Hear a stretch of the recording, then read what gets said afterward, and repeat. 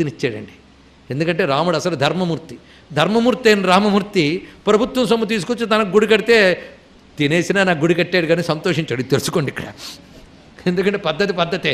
అందుకు రామమూర్తి ధర్మమూర్తి కనుకనే అమాయకమైన రామదాసు భక్తికి గౌరవిస్తూనే తప్పు చేసేవని ఎంత కాదన్నా, అయితే ఉద్దేశం తప్పు కాదు, జరిగింది తప్పు.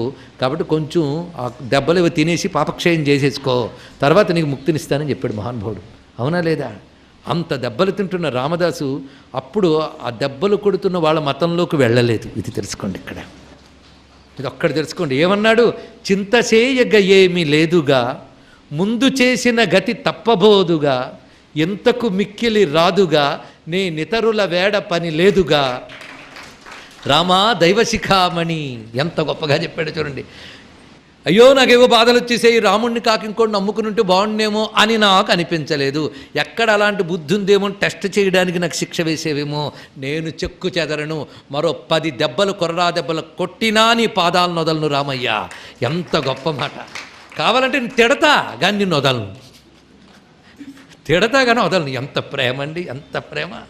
ఎవడొబ్బ సొమ్మని కులుకుచు తిరిగేవంట, మళ్ళీ అబ్బా తిట్టితేనే ఆయాస పడబోకు రామచంద్ర, దెబ్బల కోరవక తిట్టితేనయ్యా అని ఏడుస్తా. అంతేను వదలను స్వామి, తిట్టినా నీతోనే, కబుర్లాడినా నీతోనే, కలహించినా నీతోనే. అందుకే నిన్ను వదలను, నువ్వు నావాడివి, నేను నీ దాన్ని కాదు. ఇంకో వైపు వెళ్ళు, నా దగ్గర కాదు, ఇంకా చాలా అక్కడ ఎవరికో ఏదో వచ్చింది చూసావా, నేను నమ్మను, ఇక్కడ లేనిది అక్కడ ఏది రాదు, అదేదో కావాలంటే నువ్వే ఇక్కడ ఇస్తావు నాకు తెలుసు. అది దృఢమైన నమ్మకం అండి. అది శంకరులు ఇక్కడ చూపిస్తున్నారు. చింత చేయగ ఏమీ లేదుగా, ముందు చేసిన గతి తప్పబోదుగా. ఎంత గొప్ప మాట చెప్పాడు.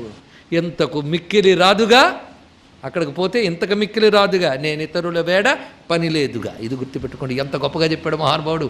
ఆ భావమే భక్తికి ఉండవలసిన భావం. అందుకే మొత్తం ఈ శరణాగతి శ్లోకముల్లో భక్తుడి చిత్తానికి ఎలాంటి పక్వత ఉండాలో చూపిస్తున్నారు ఇక్కడ, ఎలాంటి భావంతో అమ్మవారిని ఆశ్రయించాలో వివరిస్తున్నారు ఇక్కడ. అందుకు నేను గొప్పవాడిని కాలేదు, అమ్మవారిని ఆశ్రయించవచ్చా, నువ్వు అలా ఆలోచించుకు, ఆశ్రయించు. ఇదే మాట అంటారు కదా అపరాధ క్షమాపణ స్తోత్రంలో.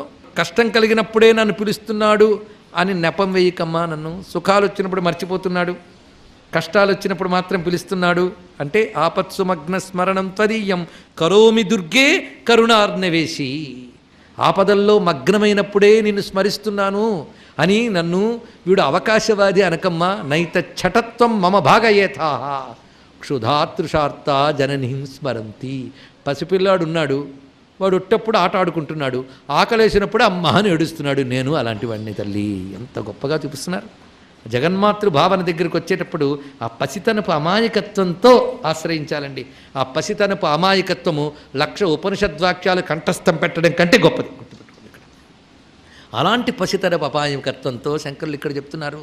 ఇందులో తనదైన తక్కువతనాన్ని ఒప్పుకుంటూనే అమ్మ మీద ధైర్యాన్ని చెప్తూ, తల్లి ఈ విధంగా నిన్ను ఆశ్రయిస్తున్నాను, నిన్ను ఆశ్రయించినప్పుడు మరొక గొప్పతనం నాకు తెలుసు. ప్రస్తుతానికి ఏదో నా ప్రారబ్ధవశాత్తు ఏదో సుఖం లభించలేదు అనుకుని నిన్ను విడిచిపెట్టను.